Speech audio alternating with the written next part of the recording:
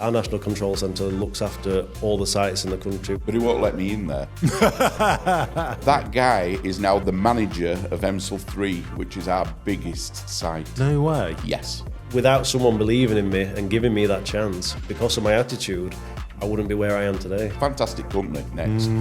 28 years in, I think I'm qualified to say that, Matt.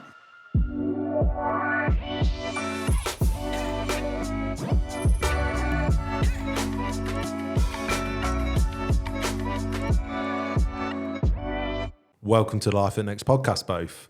Thank you, Matt. We've been Thanks, looking Matt. forward to this. I've been looking forward to have you on. Thank you. We've got Thank you. Mark and Danny, who are, I would say it's fair to say, definitely in the next world, are probably LinkedIn famous, right? Yeah, probably fair Yeah, to say that. that is fair. Yeah, no, I mean, it's something that my team do a lot of, working on LinkedIn, and we see everywhere. But I guess they probably won't know you for what you're wearing now. It'd probably be for something more like this, right? That's the one. Always That's in the the one. IVs. Definitely always in the IVs. IVs. Yeah, no, I mean it's something that we definitely seen, and I think it's great what you do in terms of showcasing your roles. But I guess that's what we're going to do now, aren't we? Going to dive into it. Cool.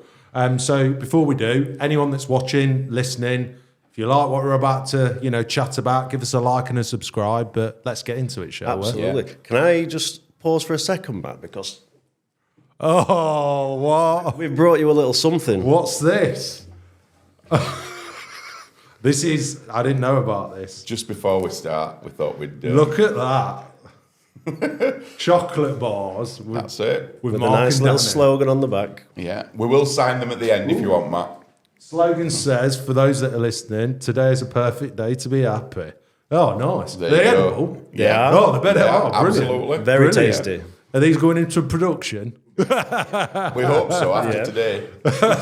Even got the loss prevention branding on as We well. have, yeah. Absolutely. Promoting loss prevention. Which is Always. the area that you guys are in, right? We do, Yeah, yes. yeah. So talk to me about that. So you're both in loss prevention, yeah? Yes. Start Yeah. with you then, Mark. I'm the head of loss prevention, warehousing operations. I've been in this role a couple of years now, but I've been with Next for 28 years. Wow. Started at the bottom, worked my way up to the top. Love it. And I still love it. 28 years in, and I absolutely love my job. Yeah, so I came from the prison service and I've worked my way up. I joined as an officer, and like Mark, I've worked my way up now to be the senior loss prevention manager for warehousing. Nice. So talk to me about what loss prevention is, like, first of all, because I think that's important to probably It is, yeah. describe, because I think some people will think it's got a certain kind of thing, but there's probably a lot more to it, right? Yeah, we detect and deter acts of dishonesty. A big comparison we use, and we use it a lot at interviews, is we ask the question, what's the difference between security and loss prevention? Now, the way we describe it is security is kind of the original old antiquated way of doing things. So you're out on the perimeter, you're doing patrols, you're doing gatehouses. We still do that. That's our bread and butter. But loss prevention is more about being on the inside, looking out, looking at, how do we prevent stock loss from inside the building rather than stopping it at the perimeter. Let's get involved with operations, liaise with the other various teams and prevent stock loss from within. It's much more than that, though, loss prevention. We're damned if we do and we're damned if we don't. Yeah. We're front of house, we're greeting people coming on site, not just staff what can get on with access cards, but contractors, visitors, transport. So we've got to be polite with these people, got to understand that, where are they going, who are they coming to visit. And then on the other end, at the end of the shift, when people are coming out, we have to search these people. Some of the shift finishers in one of our big box warehouses, there could be 200-300 people leaving at any one time. We aim to get these people out as quickly as possible. So we have an X-ray, or a through vision, they call it. It's a non-invasive X-ray, which gets people out quicker. We're checking people's bags, people's pockets, but it's a great place to work. And the last thing that you want after 12 hours is to be held up by loss prevention, waiting to get out of the building. So we aim to get people out, 200-300 people out in a safe manner in about 7 minutes. Yeah, we do. Wow, that's quick. Yeah, well, that's the aim. Like we say, we want to make it a great place to work. Even the technology we use, it's kind of integrated. So the scanners that we use, they're integrated into like wooden pillars. So it doesn't feel like you're going through a search area like at an airport. You feel like you're just walking out of sight. And I think one of the other important things about loss prevention, particularly in Next, is we have 3 departments all integrated as one team. So We have the operations side, which is Mark and myself, but we have a security solutions, which do our infrastructure for loss prevention, so all your cameras, your barriers, your turnstiles. But we also have an investigations team who we work heavily with, because all the data, everything we find generating reports from our officers, and operationally, the investigations team pick up and do a more in-depth look up, if you like, and identify where stock has gone. So we work together to make those packs and ultimately prevent loss. And the searches, we do what's called a quality versus quantity search. So we're not aiming to search every person what leaves site every time. We just pull certain people in, do a quick search, check in the bag. But also the intelligence that we have now in the warehouse, we can understand where product is going missing from. So we find empty packaging, we check that area, we find out who's working in that area, and then we kind of focus on that. So it's much easier now to identify. We always say people have to be lucky all the time. We've only got to be lucky once. Yeah. And you're both in the distribution part of the business. Yes. That's right. Just to be clear, so yeah. because there's other areas that will look after that will look after retail and head office and all of that as well. So this is your focus. And what sort of scale is that at? Just for people, I'm sure there's some people that know, but you know, the Emsall area is 150 acres. 150 acres. That's the South Elmsall complex. Massive. So yeah, absolutely massive. And we look after all those big boxes and the ones down in South Yorkshire, which are at Dearne Valley and Doncaster. It's 9 big warehouses in the recruitment centre. And the side of our team that looks after regional service centres, that's a further 6 sites. Yeah. So and they're dotted around the country. They're dotted around the country, more nationally. Yeah. We have a patrol car, so in the Elmsall You'll area, need it. we need a patrol car. Yeah, I mean, a guy having to walk around there during the night, it could take an hour and a half. Yeah. The patrol car can do it in half an hour. So it's very productive having that. We've only had it a couple of years now, haven't we? That patrol it's car. been fantastic in reducing localised crime in the area. So we had a lot of people trying to break into site, particularly with a new build. People are after equipment. Yeah. So we acquired the patrol car that patrolled the area, but we're also for employee safety. So when winter draws in, dark nights, overflow car parks are a bit of a distance to walk. So they drive around. They've got full beacons on, lights, everything, you name it. People feel safe as well when they're going home, particularly after a night shift. So the car's out there with the beacons on, like Danny says. We are hit often with quad bikers and bikes what in and around that area. So again, for people's safety, we're ensuring to get to the car okay. Unfortunately, the car park at Emsall 3 can often get really full, so they use an overflow car park. Again, we're there to watch these people get to the vehicle safely and make sure that they get home after they've done a shift. Nice. So you two work together quite a lot then, I'm guessing. Yeah. We're well known around warehousing together, but we do have totally separate jobs. Oh, right. Okay. I look after kind of the people side of it. Danny's more technological. So you look after the control. Well, tell them about the control centre. Yeah, so I've got a team of managers and officers indirectly, but directly I've also got the control centre. So it's the National Control Centre and our administration team. Our National Control Centre looks after all the sites in the country. We have radio communications with all the sites. We look after their fire systems and intruder systems, and we monitor all the cameras and print, actually. I haven't got it on me at the minute, but the lanyards for your discount cards, we print all discount cards for the warehouse and distribution teams. So it's a fantastic team in there. We're always evolving. We're looking at remote fire systems. We're trying to move with the times and develop us to be a really strong support department to the business. But he won't let me in there, in the control centre. He says, there's a funny thing, because he's got a team of people in there. And I'll go in, I'll say, good morning, everybody. And I'll say, good morning, we have a bit of a chat. They'll say, is Danny in? I'll say, he's not in today. And there's kind of if there's a problem, it's no good asking me, because I'm not good with technology. Technology. Last time I let him in there, you know how you have wall clocks where, it might say Dubai, London. Yeah. Well, Mark over here decided to put 9 clocks on the wall. Brilliant. But they're all for next sites, which are all in the UK. So they're all the same time. All 9 clocks at the same time. Yeah. I just said it's quirky. It's quirky. It. We'll send you the picture of that. And that's why it's not allowed back in. Yeah, don't let me in. And the administration, you look after the... Yeah, look after the they're integral to our department. They look after all our supplies, looking after all the officers, making sure all the holidays are dealt with, all the contractors that we need are issued, and purchase orders dealt with. So yeah, they're a fantastic asset. Imagine looking after a rota, for 170 people. Oh, is that the size of your teams? Yeah, 170 over the old big box warehouses. So when you get, absence and holidays and fallouts, it's kind of a massive task. So the girls in the administration and your managers, and the managers do all that, don't they? Brilliant. Yeah. So what starting with you, Danny, what's been your favourite thing working here? Because you've been here, 10 years? I have, yeah. So 10 years this August. Don't remind me. Only kidding, Mark.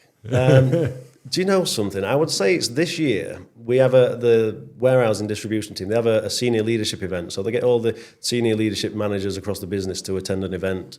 This year, loss prevention as a department were invited to take part and actually physically present at this event. Oh, wicked. It's never been done before. And Mark, myself, and Brett Elliott, the head of warehousing loss prevention, we all were invited to be guest speakers. And that, for me, were a highlight, because not only was it, a privilege to be invited to do so, but to be the first time loss prevention's ever presented, that were an honour, and it was fantastic. The feedback were phenomenal, so it just made me feel really good about what we did and how we promote loss prevention. Yeah, definitely.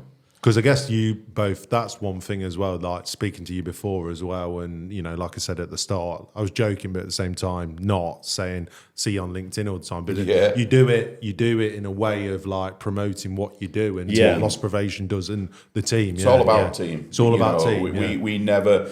I don't wear my title, I'm Mark from Loss Prevention, and the guys who are on the ground are just as important. What Danny and I try to do as well is one day a week, or when time permits, we go out there and we spend time with them, with our team. Like literally like in what they're doing. It's very time consuming now, and obviously the emails keep coming in and the phone calls, so you've got to get on top of that. But Fridays we normally wear the officers' uniform, don't we? So we have the polo shirts for loss prevention on. What they actually wear, just to show that we're part of their team. Yeah, and that must then create quite a good team atmosphere amongst all of you across all of loss prevention as well. Then, And would you say that's a running theme across distribution, retail, everything? Like, it is with loss prevention because our group head of loss prevention, who works down here at head office, he promoted that. He joined us about 8 years ago and certainly changed the whole culture of loss prevention within Next. Really? I'd worked prior to that to a manager for a lot of years.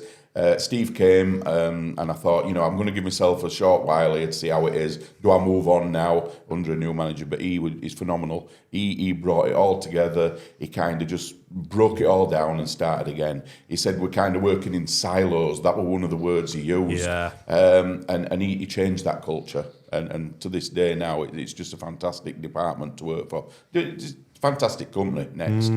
28 years in, I think I'm qualified to say that, Matt. I think you are. I think you are. And what would you say then has probably been like in that 28 years then? What a career highlight? What stands out for you? Watching people grow, I think. Nice. We've currently got a couple of managers who work directly for Danny, actually, and they joined us. And one guy, he started as a warehouse operative. And this is a story. So he was a warehouse operative, and Steve Teetham at that time was head of loss prevention up in warehousing before he came down here. And this guy, this warehouse operative, went and knocked on his door, thinking he was just security loss prevention, and says, is any chance of a job? What do I do to get a job? So Steve rung me. He says, do you know what? There's a young lad here. He's come to the door and he's asking for a job in loss prevention. Have you got any vacancies, Mark? I says, yeah, there's a couple. He said, well, I'm going to send this lad on because I've had a chat with him and I think he's really got some potential. So he came, did this guy, and I interviewed him. I thought, Steve, what are you sending me? He was about 12 years old. Oh. A long story short, that guy is now the manager of Emsall 3, which is our biggest site. No way. Yes. Yeah. No way. Yeah. So that's one of the highlights, to see that guy go from being a warehouse operative to now be a loss prevention manager in E3 site. And similarly, there's a lady what worked for us. She came through the ranks. She started as a team coach. Team coach, yeah. And she's now the loss prevention manager at our Emsall Drive site. And that He's one of, apart from Danny, obviously, I'm proud of you. Thank you. Not as much. Glad you got that in. Not as much. Not now. You're nasty now. So. But yeah, so it's all about people. And again, that's down to the department's culture. We work hard and we play hard. You know, we put a lot of time in. It's a very important, or the important side of it is loss prevention. It can be very daunting sometimes. You know, we're looking at acts of theft and dishonesty. So we're actually sitting people down, investigating them when they've stolen something, disciplining them, even up to and including dismissal. That's kind of the side that we have to do. But, you know, we can put a little bit of lightheartedness into the role. That's what I enjoy. Yeah, definitely. Yeah. And what if, talking to you, Danny, like, what if you were going to give someone like some advice or anything around like working at NEC or looking to like, you know, like Mark's just explained that story. I guess that bit of advice from Mark would be like that guy went for it, didn't he? But what would you? Mine would be to step outside your comfort zone. So when I started, I were at Doncaster. I don't know if you're familiar with Doncaster. It's a furniture warehouse, Matt. So I did 3 years there, and it's inevitably it's one of the quieter sites because you know, large pieces of furniture don't necessarily go walking out the door, so it's not quite as frantic as the Emsall complex where it is 100 mile an hour. And the application that we spoke about earlier before the meeting, well, where Mark interviewed me for a supervisor position, that was based in Emsall. Now I ummed and ahed for a while before I applied for that, so I'd not got any manager experience, but I had the will. It's something we promote, you know, skill versus will, and I put my hat in the ring. I applied. I didn't get it initially, which I still remind him of to this day. But thereafter, there was an opportunity, having spoken to his manager, and I was brought up on a secondment. And it's the best thing I ever did. But I was, you know, nervous. I was. It's not something I would have normally done. And stepping outside my comfort zone. And if you've got the will to want to do something, particularly in Next, if you've got that will, try it, because you don't know what doors it's going to open. Totally agree. Definitely. I totally agree with that. I mean, good job you did, eh? It is, yeah, definitely. Good job you did, eh? Good job you did. And what? And don't you think that's like kind of true, like in all parts of the business as well? Like you say, like I can think about in my team, like how they've grown as well, and some of the risks they've taken. You know, I think it's just saying to people that the opportunities will present themselves, won't they? Like you've just got to be willing passionate, to enthusiastic. If you're passionate and enthusiastic, then that's what you get. And and you said something there around like skill and willing. What do you mean by that? So when we interview people and when we're, you know, developing and coaching our team, it's a skill versus will. So is it, you know, if people got the will, do they want to do it, but they're not trained and coached and, you know, skilled enough to do it? Or is it a skill issue where we need to do better coaching with them? So that's how we differentiate what people's aspirations are. You know, when we're doing one-to-ones, when we're talking to our team, what do they want in life? Some people are happy to do the role they're doing. So we've got officers who've been in role for 30 years doing that same role, and that they're happy at that. But people who've got the will and want to do something more, like you've just mentioned, Matt, about the opportunities, it might not always be within loss prevention. We've had some of our officers move on to be site managers or assistant site managers, working in Next systems. But whatever it is, there's so many doors in Next. And for me personally, you know, the business has massively invested in me. I've been put on several courses where they've even given me letters after my name, which I never thought would ever be a thing. But yeah, I've done several courses, and you know, it's fantastic that the business, you know, invests in its team like it does. We find that some people who join us who've got very little security experience are actually some of our better officers. Oh, really? Yeah. Yes, definitely. And that's just all down to attitude. We've set some people on what have had the experience. They've come from the armed forces. They've got all the right attributes. They've done the security industry. And then we've had people, and again, I can tell you about a couple of them. There was one lady what joined us, and she'd come from a domestic background. She was just an hygiene assistant, and she just gave us a bit of wow factor. She wanted to learn. She had that oomph. And we sat her on, we gave her a job, and she came to me after 3 weeks, says, this isn't for me, I can't take all this in. We look after the fire panel, intruder panel, CCTV, access control. I can't get my head around it. I says, come on, have a go.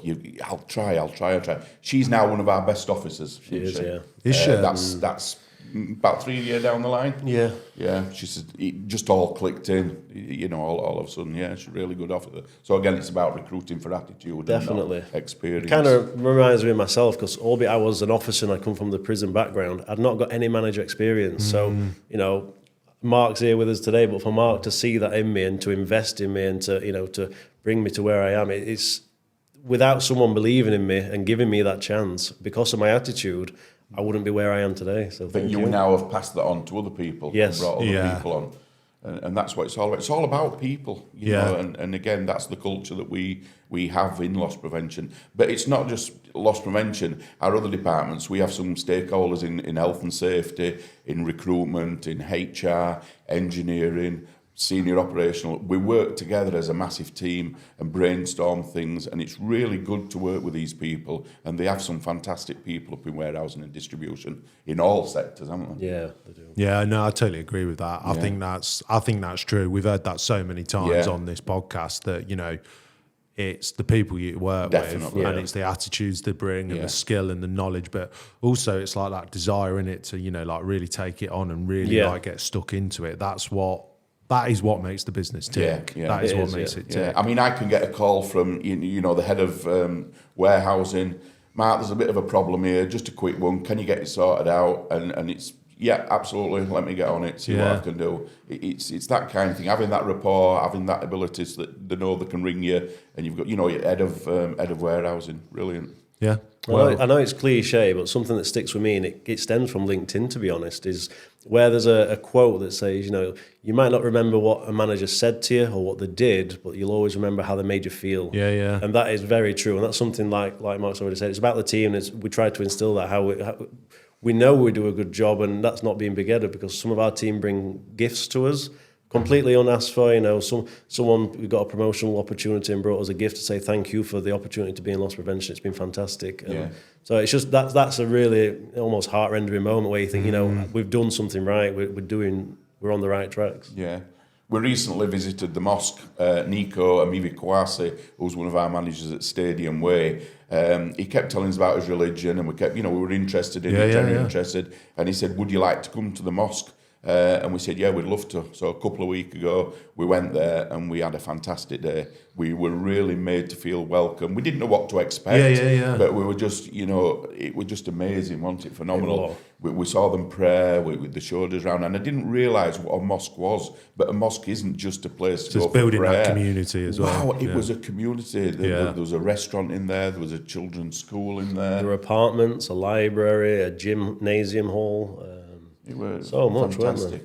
And then at the end, they even said thank you very much for coming, and they presented us with some dates, didn't they? Oh, which nice. was just honestly, it was an amazing day, very humbling. In fact, on the car on the way home, we didn't. I mean, I can talk underwater, but we went about a couple of miles and we never spoke. No, just taking it all in. Taking it all in. Taking it all in. Well, thank you both for coming on, and sharing that. And like I said, I love what you do in terms of changing the perceptions of loss prevention. And again, I think this is going to help and show people, it's all about team and people. But I really appreciate you coming on the Life at the Next podcast. No, thank you very much, Matt. Cheers, Matt. Thank you.